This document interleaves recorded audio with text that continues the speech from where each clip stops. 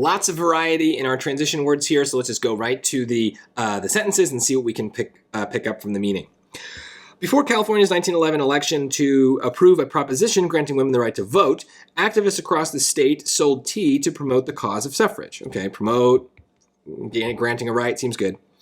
In San Francisco, the Women's Suffrage Party sold equality tea at local fairs. Okay, so that seems like an example.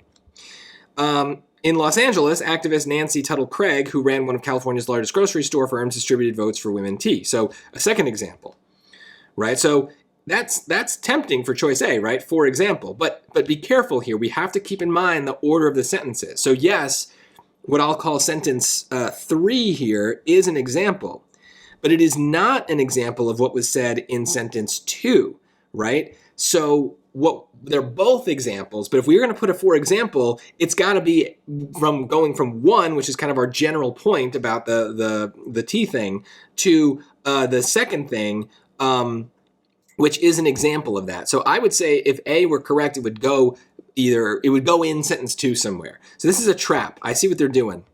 They're trying to mess with you.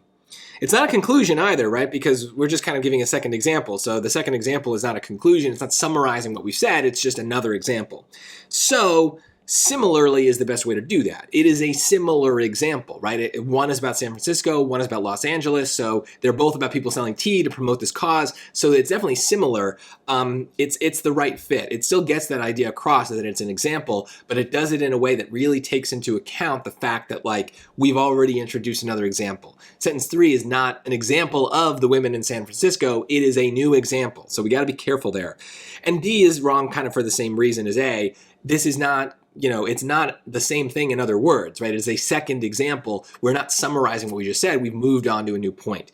Again, tricky. This is harder than I would think for these kinds of transition questions in the easy module, but this is much more gettable than some other ones I've seen in the hard modules or even the question 24 in this same section. So it's just be careful. Don't just pick the first thing that jumps out as being right. You got to make sure you look at all the answer choices. There might be some subtle thing going on that you'll notice if you give yourself the chance to notice it.